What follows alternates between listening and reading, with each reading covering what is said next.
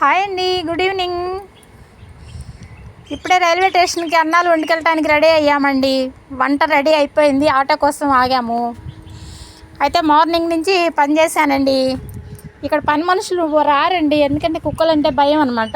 కరుస్తాయి అని భయానికి రారనమాట ఏదైనా పని చేయడానికి. అయితే ఆరు బయట అండి ఈ వీధిలో కుక్కలు, అంటే కొత్తగా వచ్చే కుక్కలు లోపలికి మా కుక్కలు రానివ్వు, రూములు ఉండవు అనమాట, అన్నీ ఫ్రీగా వదిలేస్తాం. అందుకోసం అని చెప్పి బయట సిమెంట్తో ఒక గూడులాగా కట్టానండి. అంటే వర్షం వచ్చినా కూడా లోపల పడుకునే విధంగా జల్లు పడకుండా ఒక రేకు అడ్డం పెట్టాను.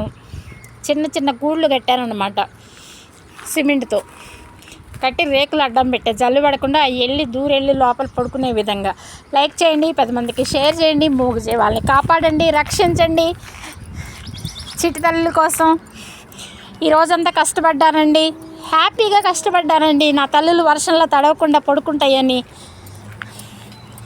అంటే బయట కుక్కలు వస్తూ ఉంటాయండి అప్పుడప్పుడు, కానీ మా కుక్కలు లోపలికి రానివ్వు.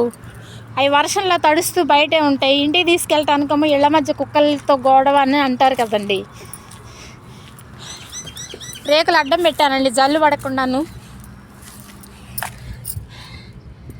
లైక్ చేయండి, 10 మందికి షేర్ చేయండి.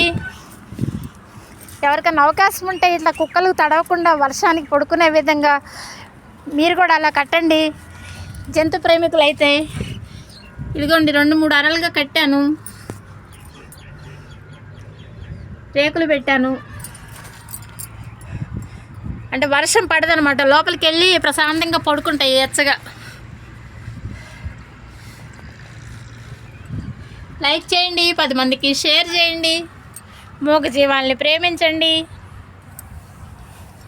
దిగిరా తల్లి, పద లోపల పద. నువ్వు నా వెనకాల వచ్చేసినాయండి లోపల నుంచి కుక్కలు.